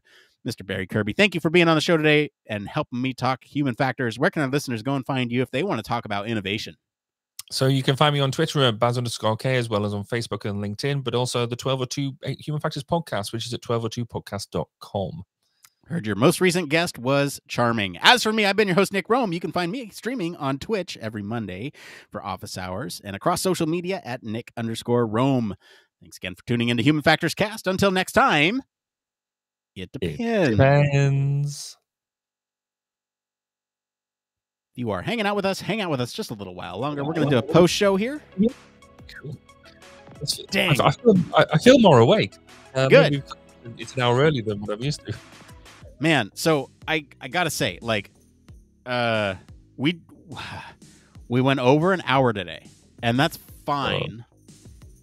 It was a good show. I really liked that show. It was awesome. I think we roasted that author. Oh man, I think we provided some constructive feedback for that. Yes, I think so. So here's the problem with going over an hour: is my post production on IGTV becomes a little bit more difficult. Now I have to cut out the Patreon commercial. Not a huge loss, whatever. I cut out the intro by default now because I think it's better than watching 24 seconds of intro and then having us come in. It's just a start now. Okay. Anyway, I have to shave off little bits and pieces, and I think it might come in just under 1 hour if I do the right shavings. So, because we must only be, are we only 2 minutes over? Or more than that? We were like 1.5 minutes over. So I think if I do shaving right, the Patreon commercial is exactly 1 minute, and the intro is 24 seconds. So if I cut out the intro, I cut out the Patreon, now we're looking at 6 seconds I need to shave somewhere. I usually just shave them at the end. I was going to say, just take some of my wittering out from somewhere. I'm sure. No one needs to hear us say it depends. No, that's like a key part. It is, but I'd rather the discussion be complete than the outro. Because honestly, if you look at a graph of how many people listen to an episode till its entirety, once I start saying that's it for today, everyone, it just drops off. And oh, really? Okay. Yeah. It's the only instances, if you look at advanced analytics, you can tell that. But the only instances where that doesn't happen is when you have somebody new on the show. So the first episode that you were on, they listened through until you said where you were at, and then they dropped off when I said where I was at. I mean, there's still a huge drop off, right? But it was more of a step. It was a ladder. I mean, I've certainly found that the sweet spot for mine is around 45 minutes to an hour. Have you looked at your average? I go all the way from 20. I think my shortest one is 23 minutes. That's because. Anyway, possibly the most horrific podcast I've done. Have you done cross tabs on like length versus listens to get that distribution? No, not yet. That's so. I did that somewhere 100 episodes in. 1 hour is like coming in just under 1 hour. So whenever I'm like, I try to keep it pretty rigid to that hour-long schedule because we've done like a couple 50-minute ones, we've done a couple 40-minute ones, did a couple where it was like an hour and 10 minutes. 1 hour is it. People look at 59, 45, and they're like, "Yeah, I could listen to that." That's quite cool. Because some of them I listen to. So some of the like some of the podcasts, like political podcasts and stuff that I listen to, because I listen to them on the way into work. So my journey to work is about 20 minutes, and so I try and work out how many journeys am I going to get out of a podcast. So most of, if I can do 40-minute ones, work for me just because of the I say just because that it's basically a day's journey. But yeah, for me, I've sort of had really good feedback that the anything above between half an hour and an hour is good. If I go over an hour, I get a lot of drop off, and I get some complaints. But as in from my wife about not being able to listen to it. So actually, she admitted to me the other day that she barely listens to my podcast. I mean, how rude is that? You know what? My wife has never listened to a full episode all the way through. So I think we need to show more commitment. Have you had your wife on as a guest on the podcast? I've not. No, she's not into it. Well, I'm trying to talk Amanda into do, because she started to do a Human Factors Masters. Then I kind of would want to do a bunch of interviews at the end of the first term, a second term, a third term, because she's doing it distance learning, so it's going to take her 3 years to do. So I kind of want to do what have you learned? This sort of thing. How do you feel about it? And all that sort of almost like a separate series, a special series, or that type of thing. Yeah. And I think I'm slowly talking around to it. Oh. But the conversations that we have now, we normally you talk about like the kids going out, what the kids doing, all that sort of stuff. Now we have scintillating conversations about NASA TLX and the various merits of HART and SERP and other safety measurements and that type of thing. Nothing gets me more in the mood than talking about NASA TLX and the merits of using that evaluation. Well, you talk about getting in the mood. We had to have some playtime where we together went through the process and I got her to complete an assessment. Just the two of us. Wow. On the desk. We did NASA TLX together. That's how we roll. I got to put like a steamy warning here. I was going to say that you've just lost your clean rating. Right. I mean, this used to be a family show. Yeah. I'm looking for where I found that analysis because I just plugged it into a tool to see. Hey, it might have been my SoundCloud stats that I was looking at for episode length by or plays by length. And I get my stats through. So my host is Blueberry, and they do actually some pretty decent stats. Oh, they do great stats. Just as if I've just because I did so many podcast recording last month, I had to slightly up my my subscription because I'm just getting so popular. Yeah, but I like their geographic breakdown of where people are listening from. Yeah, I have that too. I think so in our lab, a little bit behind the scenes here in our lab in Discord, I will post little fun facts every now and then about the show, right? So like little milestones here or there. One of them, I actually sat down and looked at how many countries we were visible in, and I think it's over 50 or something like that. I think I put an exact number. I don't remember. Yeah, I think you're right, because I was going to put in a sarcastic comment, and because I'm looking now, I've got 66. Oh, so wow! Yeah. Look at you. You're more worldwide. Yeah, but then we are going to, and I don't know whether this is people tunneling or whatever, but Macau, Indonesia, Honduras, Moldova, Algeria, Vietnam. But these are all just one listener in each of these places: Kuwait, Japan, Qatar, Mali. Yeah, but here's the thing about Qatar. Have you charted in technology in Qatar? Because we hit the top 250s. Oh, I don't know where to find that information out. But, I use Chartable. Oh, I think I have had to play with that before. Yeah. The one thing I will say about podcasting, and I feel like we've talked shop a lot, so maybe we'll can it after this. But one thing that I'm what's the word I'm looking for? Sort of disappointed with is the lack of traceability. So they don't. I mean, it's really hard to track who's listening to your show and when people drop off. So like the best thing I have for that is like the Apple stuff, because that's probably where, I don't know, a third of our listeners come from. And so, we have to look at that. Oh, shoot. Look at that. We're number 160 in Russia for technology. Cool. That's down 57. Cool. That's down 57 slots. So we used to be 103. Wow. Look at that. We are global, all podcasts for 6,091. Top 6,100 podcasts. Look at that. Actually, I'm 132 in the UK for social sciences. Ooh. But no, that's down 22. Oh, and in Apple Podcast, the United States of America for social sciences, I'm out. Oh, I'm off it. That's not no. Good. Must be more for that. Anyway, These are always the fun ones for me. Is the all podcasts. So in Brazil, we are number 1,708. In USA, we're 5,231. You think about all the podcasts out there. That's not bad. That's really good I'll going. take that.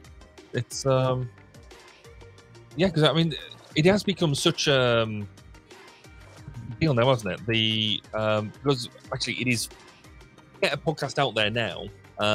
Just basic run-of-the-mill podcast is fairly easy to do. It's only, I think, when you get into doing what we're doing, you suddenly realize that there's shiny bits of kit you can buy, but it's suddenly the expense thing starts to ramp up. But you can do it quite cheaply through just using a phone and that sort of stuff, which makes it truly accessible. But you're right, once you get your head around the fact that actually, Apple and TuneIn and all them different things, they're only just directories. They don't, a lot of people think that, you host on Apple and things like that, and it's just not true. That actually, nobody truly knows exactly who's listening to what because of the way that it's all streamed and stuff. So when people sort of say, how many listeners you've got, I've got no idea. I've got a rough idea, but exactly. Yeah, it's not helpful. And even that's like, what is it? 30? Is it 30-day listens for? Yes. Is it average 30-day listens? Yeah, even that's not. I mean.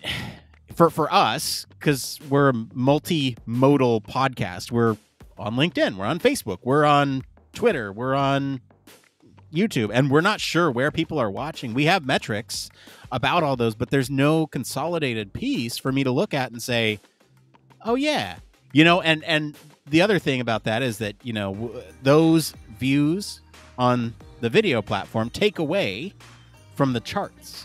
And I have no problem with that because, again, we're trying to make it where people are, right? And it's to me, charts doesn't matter. It's the audience that we build. That's true. I mean, again, I'm going to do this lecture tomorrow. Now, part of one of the slides I want to change that I'm going to use is basically saying, because I am the #1 Human Factors podcast in the UK. Because I'm the only Human Factors podcast in the UK. Yeah, we used that for a while too. We're the #1 Human Factors podcast. I'd be curious to see how we chart up against each other. Well, didn't we? There's been a couple of things, hasn't there, where some people have done these curated lists. Because you appear in most of them, But there was that one where I appeared number 1 and you appeared number 3, and I was like, yeah, I like that one. That's a one. Was that a ranked list? I don't know. Well, they say it was, but I was like, I clearly you've made that up. See, it's because you distinguish yours as the Human Factors podcast. It's the only one. Possibly. Well, it's true in that I'm the only person on who's doing what I do in the way that I do it, sort of. No, it is just quite interesting, isn't it? Seeing how, because there are, I think we've talked about this on previous post shows where there are lots of other people doing sort of human factors or ergonomics or social sciences or psychology, and there's things that we should be trying to pull together. Because we're sort of on the same vein, and we could be sharing. We've got quite good. I've been on here, you've been on my show, we've practically bought each other's sofas and things like that. There's other shows that we could be doing this sort of way as well. Like that's one thing I want to do is like reach out to other podcasts and see if they want to come on and do this kind of guest panelist type of thing, because they're the best people for it. They already have podcasts and they know the material from a certain point of view. And so it'd be a good conversation, I think, right? And that's why I quite like doing the whole, and that's why I sort of tell them when podcasts collide, because you can get other people on, because you'd sort of say, it's not trying to say one is better than the other, but because we all do things in a different way. We've all got a different style or a different take or a different view on it, and that's what makes each one of them unique in their own way. I don't know. I get why some people get competitive about their space. I get it, especially if there's money involved.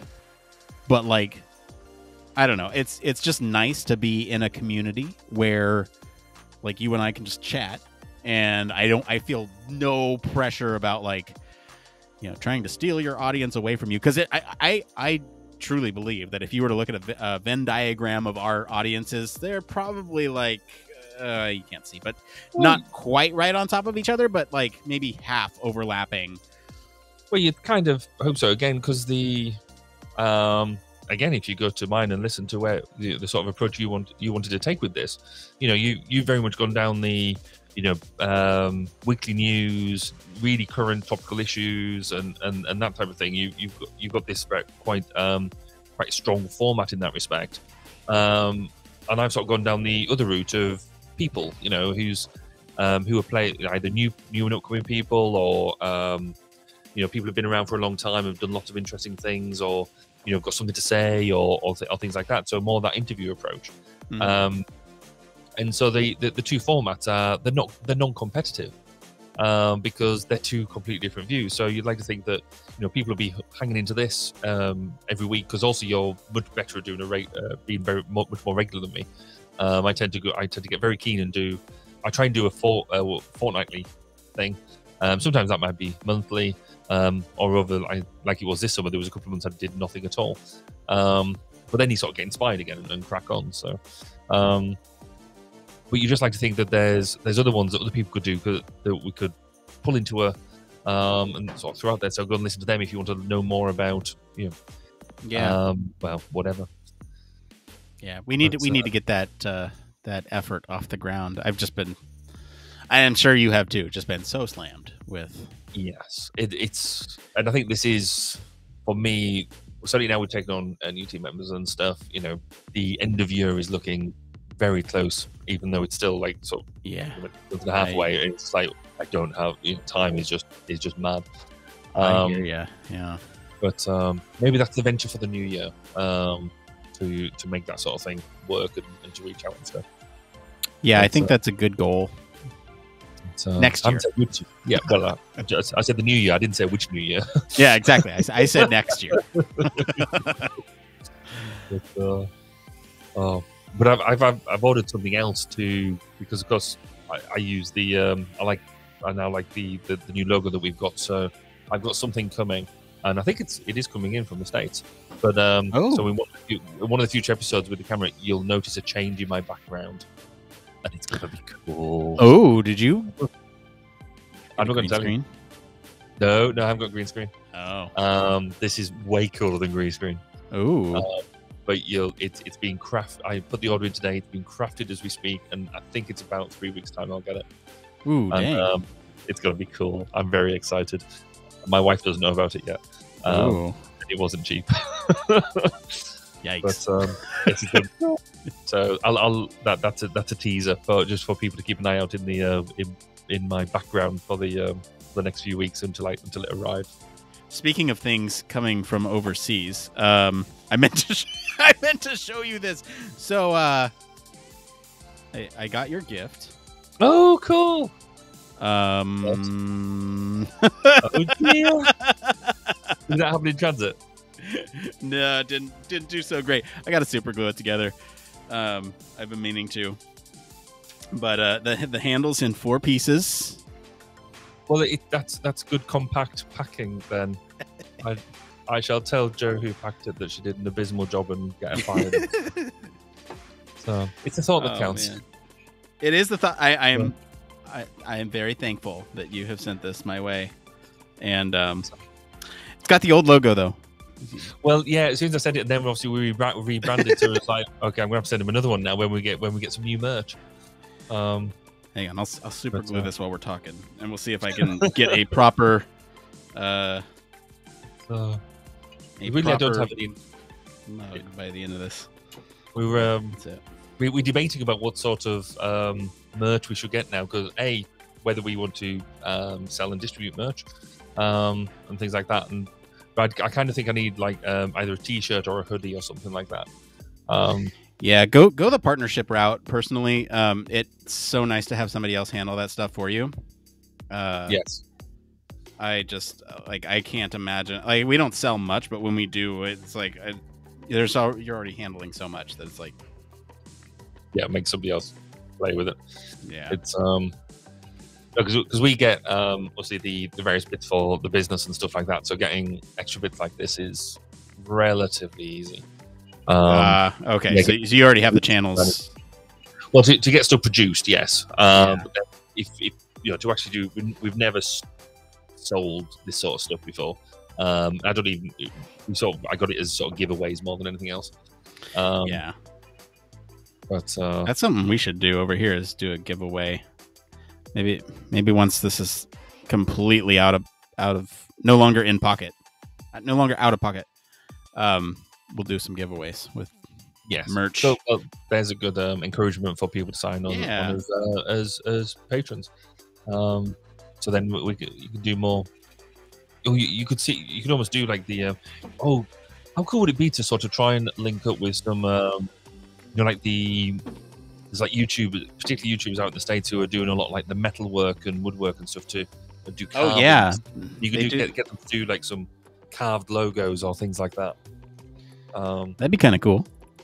So I'm following a guy at the moment. I can't remember the name of his YouTube channel, but he does lots of really heavy sort of woodwork and that type of thing, and lots of epoxy tables and stuff. And I'm just like, could you imagine just like a big human factors cast table with it like epoxy resin logos and all that sort of stuff? That would be neat. That'd be really cool. I'm just going to see if I can find his thing, because it's actually really cool. Yeah, I'm curious who you're watching on YouTube that's doing woodworking. I watch quite a few woodworkers on YouTube. Wonder if there's some overlap there. If there isn't, I'd be disappointed. Yeah. Wow, all I'm getting is my own stream. That's really weird. Stop doing that.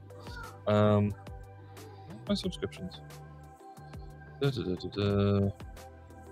Oh, it's in alphabetical lineup. That's not good. Oh. Okay. Alex.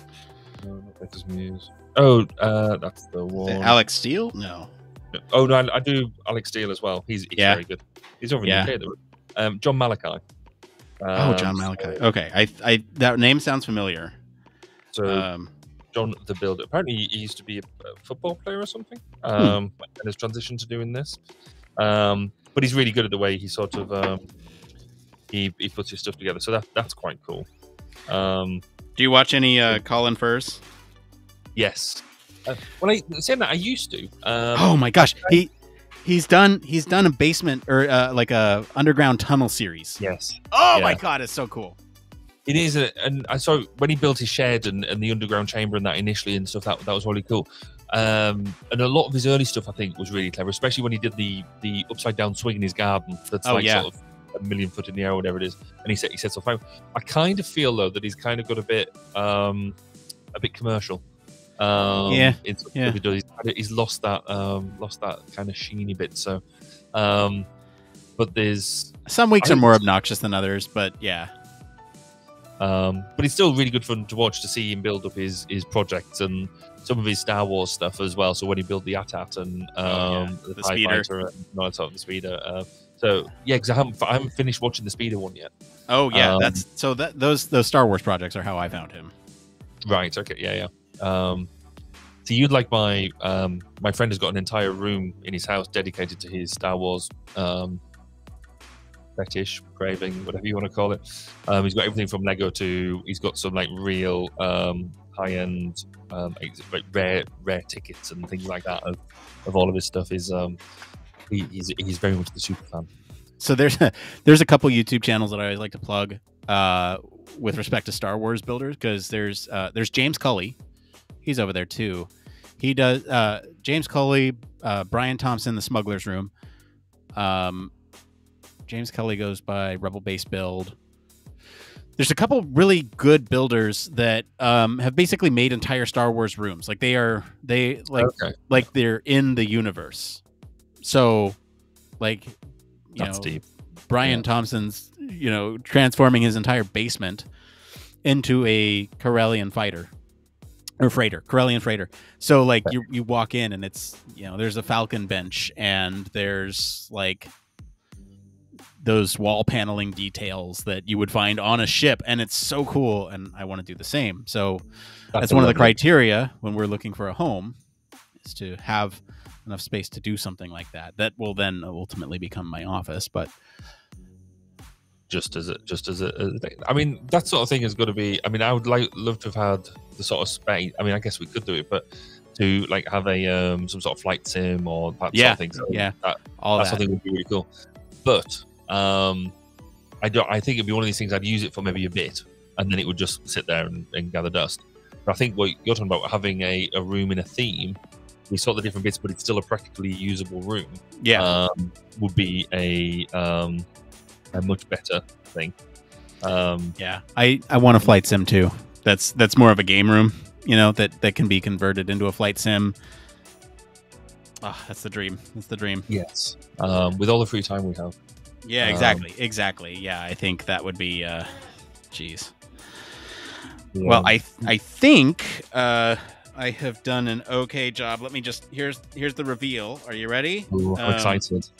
I am going to hold it by the most broken piece, so we'll see if it sticks. But check you out! It works. It's all right now, but you can see there's definitely some battle damage. There's chippage. Oh, it looks huge, so it looks like it's comfortable in your home.